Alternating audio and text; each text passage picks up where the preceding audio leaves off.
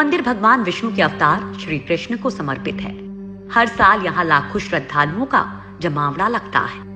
800 साल से भी ज्यादा पुराने इस पवित्र मंदिर के दर्शन करने के लिए देश विदेश से लोग आते हैं। आज हम आपको इस मंदिर से जुड़े ऐसे रोचक रहस्यों की जानकारी देने जा रहे हैं जिनकी सच्चाई के बारे में आज तक पता नहीं चल पाया है। मंदिर में नहीं सुनाई देती समुद्र की आवाज। दोस्तों, कहने को तो ये मंदिर समुद्र के किनारे पर बसा है, लेकिन मंदिर के अंदर समुद्र की लहरों की आवाज किसी को भी सुनाई नहीं देती है, जबकि समुद्र पास में ही है। लेकिन आप जैसे ही मंदिर से एक कदम बाहर निकलेंगे, वैसे ही समुद्र के लहरों की आवाज आपको सुनाई देने लगती है। वाकई ये किसी आश्चर्य से कम नहीं है। दोस्तों, इस पवित्र मंदिर की हर जगह किसी ना किसी रहस्य से जुड़ी हुई है।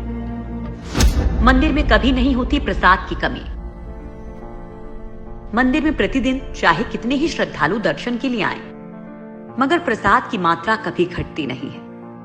हर समय पूरे साल के लिए भंडार भरा रहता है। ऐसी मान्यता है कि भगवान जगन्नाथ के प्रताप से यहाँ हजारों लोगों से लेकर लाख लोगों तक को प्रतिदिन भरपेट भोजन खिलाया जा सकता है, चाहे श्रद्धालुओं की संख्या में कितनी भी बढ़ोतरी क्यों ना हो जाए। मंदिर के अंदर पकाया जाने वाला प्रसाद कभी कम नहीं होता है। दोस्तों, इसके पीछे भी एक रहस्य है। दरअसल इस मंदिर की रसोई भी सबको हैरान कर देती है। दरअसल यहाँ भक्तों के लिए प्रसाद पकाने के लिए 7 बर्तन एक दूसरे के ऊपर रखे जाते हैं, लेकिन हैरानी की बात यह है कि सबसे ऊपर रखे बर्तन में ही प्रसाद सबसे पहले पकता है। फिर नीचे की तरफ एक के बाद एक बर्तन में रखा प्रसाद पकता जाता है।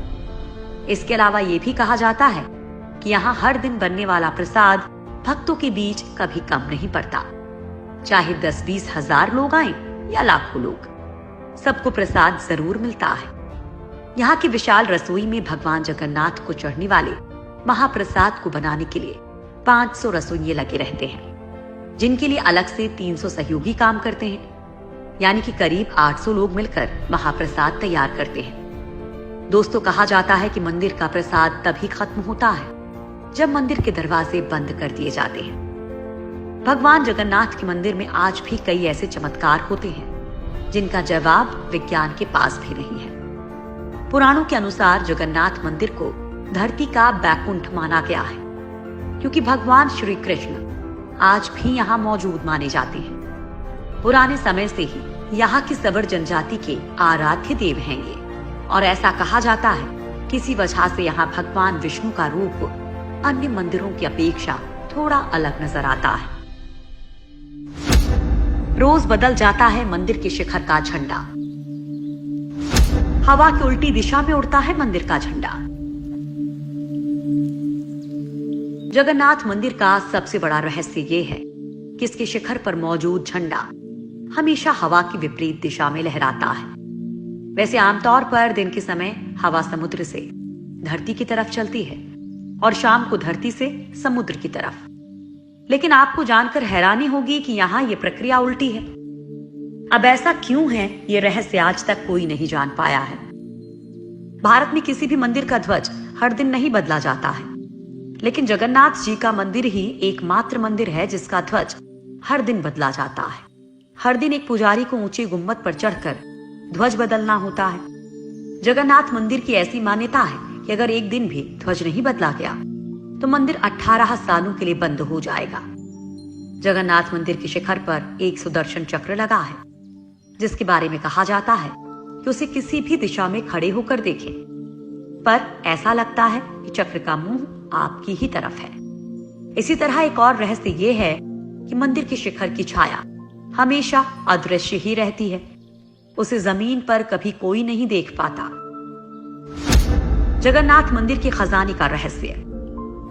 क्या मंदिर के नीचे दबा है कोई खजाना? ऐसा माना जाता है कि मंदिर की जितनी ऊंचाई है, ये उतना ही गहरा भी है।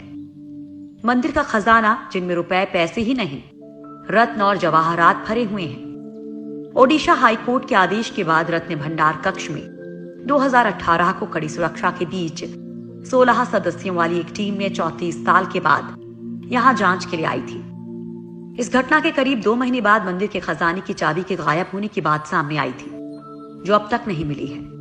खजाना देखकर लौटी टीम ने रत्न भंडार के रक्षक लोकनाथ की मूर्ति के पास शपथ ली थी कि वे रत्न भंडार से जुड़ी कोई भी बात किसी को नहीं बताएंगे। उनका काम सिर्फ ढांचे की मजबूती और सुरक्षा का मुआयना करना था। इस दौरान उन्हें खजाने वाले संदूक और रत्नों को छूने की इजाजत नहीं थी।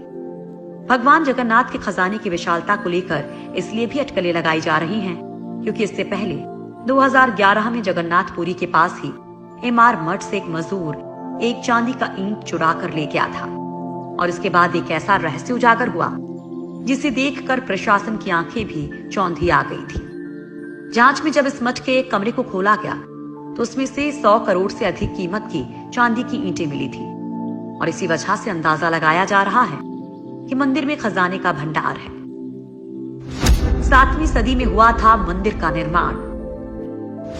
3 बार टूट चुका है जगन्नाथ मंदिर।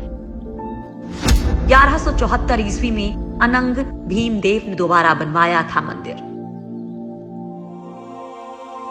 दरअसल ये पूरा मंदिर ही रहस्यों से घिरा हुआ है।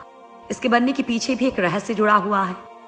कहा जाता है कि राजा इंद्रद्युम्न मालवा का राजा था। राजा इंद्रद्युम्न को सपने में जगन्नाथ के दर्शन हुए थे।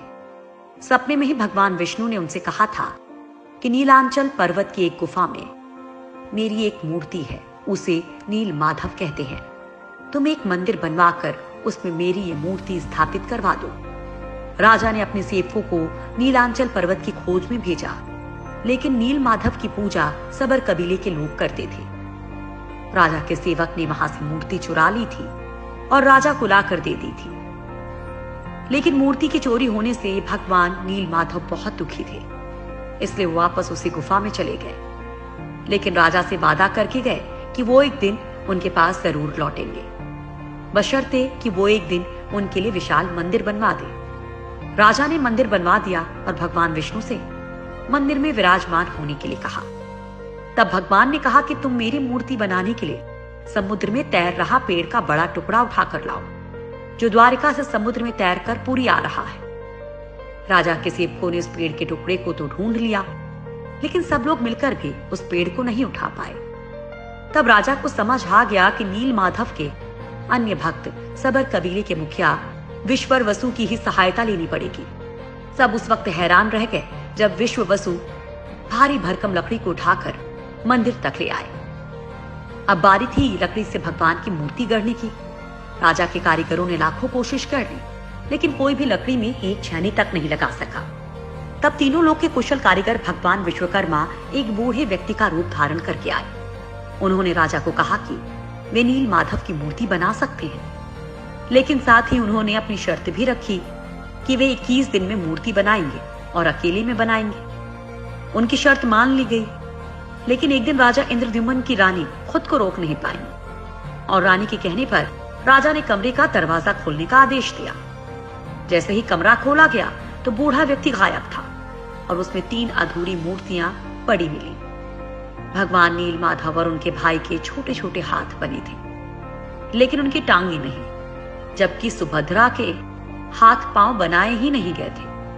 राजा ने इसे भगवान की इच्छा मानकर इन्हीं अधूरी मूर्तियों को स्थापित कर दिया। तब से लेकर आज तक तीनों भाई बहन इसी रूप में मंदिर में विराजमान हैं।